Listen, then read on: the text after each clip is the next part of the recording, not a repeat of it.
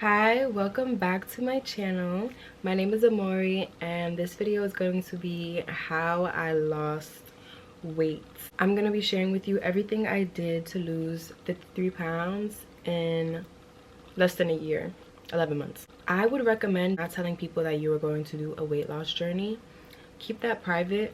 You don't want anybody interfering with this journey because weight loss is a very touchy subject and not everyone is going to be rooting for you and not everyone is going to be on that journey with you, so they're not going to get it. And I don't know a better way to say that. Number one, I think the best way to go about a weight loss journey is a lifestyle change. Don't do a diet, forget about a juice cleanse. You don't need to go get gastric bypass surgery, don't need to get on Ozempic. You just need to create a routine that you can stick with for the rest of your life. So I'm gonna tell you what my routine was and tweak it to fit your lifestyle. And this option is free. You don't have to go to Turkey and get a gastric bypass surgery. You don't have to finesse to get Ozempic. You could just follow these tips and trust me, you're going to see the results. So it's going to take trial and error to find out that routine. So you got to crack the code. How do you crack the code? You need to track your measurements.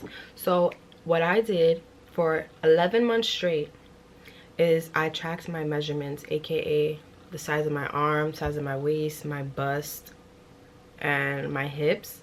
And I tracked my weight on the scale. The reason for the tracking is so that you can figure out what works and what doesn't work. Some people have mixed opinions, but for those 11 months, I became best friends with the scale. Okay, this is tricky because I know that the scale can be triggering, so you don't have to do this step, but definitely at least do the measuring tape because sometimes the scale won't budge. However, your waist did go down and your arms did get smaller, so the scale can kind of set you off your game and we don't need that. Next tip I have, number 2, is calorie deficit.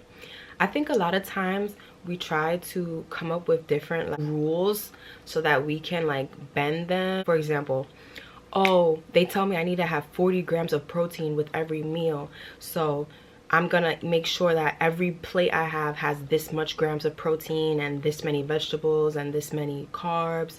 And honestly, that just complicates it. And what I noticed with weight loss and people new to it is they're trying to come up with ways to cheat. It's not a cheat code. You just have to eat less. That's it. Don't even think about having a cheat day, because no cheat days. No cheat days. All you're doing is setting yourself up for failure.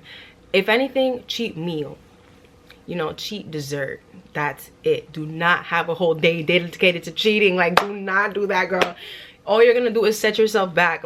Please don't fall for that. Oh, calorie deficit. I used a food tracking app. It was called Track Plus. It's the green app with the apple. I think it had apple. I went to a website to calculate what my calorie deficit number was based on my height, my age, and my starting weight. And that was the number of calories I ate. And then, yeah, that's what I did. I followed it. It was so hard. That first day, I was like, oh my god, I ate all my calories and it's not even dinner time. What am I gonna do? But it gets easier and nothing. You're just oh, I'm actually so full. I can't even eat anymore. I'm telling you, please believe me. In the beginning, it's gonna be so hard, but then it's gonna be so easy, and then you're gonna be period. As you lose weight, you can't eat how you used to anymore. If you know me, you know my plates used to be for a man. I loved eating. So I'm Haitian, and you were never allowed to leave the table until you cleared that plate. And not only that, that plate was filled across and high up. That's the plate, and it was just so much food, and you could not leave the table till you could eat. What a bad habit to be ingrained as a child, because that was probably the hardest part of my weight loss journey, was breaking that habit of not needing to finish all the food on my plate. I don't need to do that. With number 2, sorry, I'm spending so long on number 2, but number 2 is honestly the core. So let me just say these last couple things and then we'll move on. With the calorie deficit, a way to stay on track is I would eat serving sizes. So let's say I'm making pasta. I like to cook. I didn't at first, but with this lifestyle change, which I was saying in number 1, lifestyle change, I learned to love to cook. And so with cooking, I cooked in serving sizes. So let's say we're making pasta. Pasta, 1 serving is 2 ounces of noodles. 2 ounces of noodles. 2 ounces of noodles. And then I want some pasta sauce. Pasta sauce is, let's just say 2 tablespoons, 4 tablespoons. We're gonna say 1 ounce. So pasta sauce is 1 ounce. And then I want to have some protein. I want to put some chicken. I want to make chicken Alfredo. I do 4 ounces of chicken, you know? And when you finish cooking, that plate's gonna look small, but that is the serving size. In America, the portion sizes are extremely large, so our mind has been warped to believe that we need to have supersize everything, and that's not the case. Think cute, think small. Like, you just want to eat serving sizes for 1 person. That's it. And I'm very greedy, so I would literally cook serving sizes. Wouldn't do meal prep. Meal prep is such a scam for me. I don't know if it works for you, it works for you, but meal prep, are you kidding me? I have packaged meals in my fridge ready to go. I just put it in the microwave. Girl, I'm eating all of those. I'm eating every last one of them. Like, it's not gonna make it by the end of the night in my fridge. Like, I'm so greedy. So I literally cook plates. I cook meals. I don't cook enough to feed me for the week. It just doesn't work for me. And that's what the lifestyle change is all about, is you finding what works for you and what doesn't. You know yourself better than anybody else. Also, in calorie deficit, I used a food scale. A food scale just so I could get an idea of what measurements look like. When you first start the calorie deficit, things are gonna say 1 cup of rice, 2 ounces of chicken, and you're not gonna know what that looks like. So the food scale is literally just your training wheels so that you can eventually get off of those calorie tracking apps. Number 3, I want to give a shout out to a TikTok creator, 2 TikTok creators, Carmelita Fox and Liv Schmidt. They get a lot of hate, but they keep it real. By the time I got their tips, I had already lost the weight, but they have some really good advice. Some advice that I really like, Liv shared about portion control. When you get off the calorie deficit calculator apps, it's difficult and you kind of feel like, oh my god, I'm gonna eat too much, blah blah blah. But when you incorporate portion control, use the hand method. So like, this is a serving of chicken, and this is a serving of rice, and this is a serving of fat. It helps you to be able to eyeball like when you serve yourself and not to overeat. When it comes to portion control, I would prioritize protein. Protein keeps you full.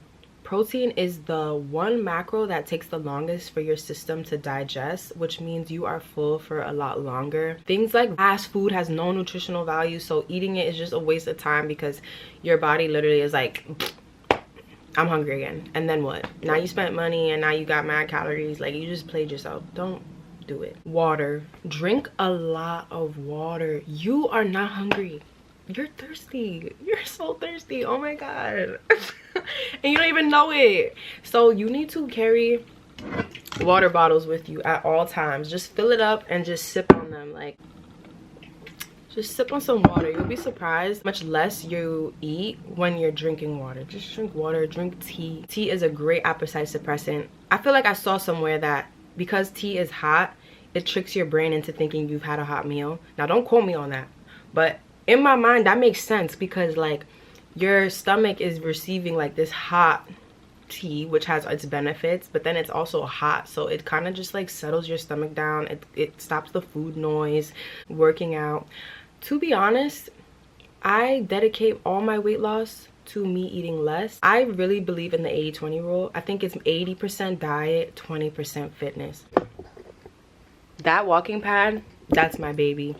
I literally, my exercise is walking. I used to have a gym membership, and realistically the body goals that I want is to be lean, and so I didn't need the gym because all the workouts I did are mainly body weight or just like light weights, and I do them in my room. I just put on a YouTube video. I like to watch Chloe Ting. I like Move with Nicole. and anybody really. Like I also like Bully Juice Bully. It's a man. He has a good ab workout, but stuff like that. And I like to keep it really short, like no more than 30 minutes, because I notice less is more. When I have like bite-sized workouts, I'm more likely to do it for long term versus like an hour long workout where I'm dreading it. I don't want to go and do it. Like it's just those high intensity workouts, all they do is make me want to eat more. And when I keep it cute, when I keep it just like that, I'm good. Oh, if you live in New York, no excuse, okay? First of all, this is my routine. In the morning, I go on my walking pad for 30 minutes. I'll talk to my friends on the phone, I'll watch a movie, I'll just do whatever I want on the walking pad, multitask, okay?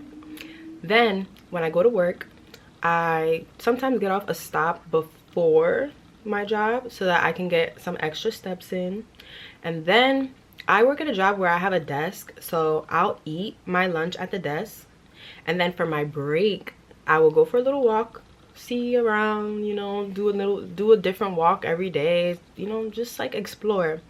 And finally I go home, walk to the train, walk home.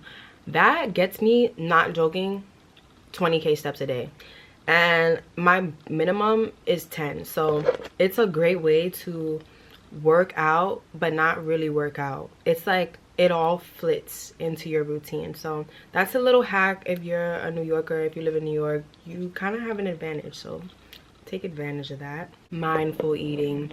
I learned this hack from the Asian community. I'm not sure which country, but they chew 30 times before they swallow. I'm trying to be on that type of time. It takes me, I just love food, so I just be like, but it's better to chew like really, like this is so good. Like you need to be like that. Like act like you are testing the food out because you're about to review it. Like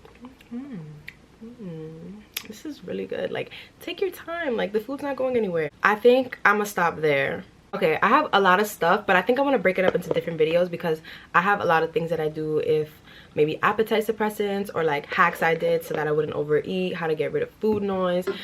I am just starting this video on weight loss. I'm not sure if you guys even want that. So if you guys want to know my favorite weight loss products, my favorite what I eat in a day, anything related to weight loss, I'll do it for you. Just let me know. I'm just here to help. Like I want to help you guys. I was once in your position and I just want you to know that you can achieve your body goals. Like it's not impossible. It feels impossible and you want to give up, and maybe you've been on this journey for years. It's not like you're starting, it's like you just haven't seen results, and I want you to know you will see the results. Please comment any questions. You can message me privately. I know how it feels, and I just want you to know that you can do it. Like it's not gonna be too bad. It's actually gonna all work out. Yeah. So yeah, thank you guys for watching this video. I hope you guys like it, and see you guys in the next one.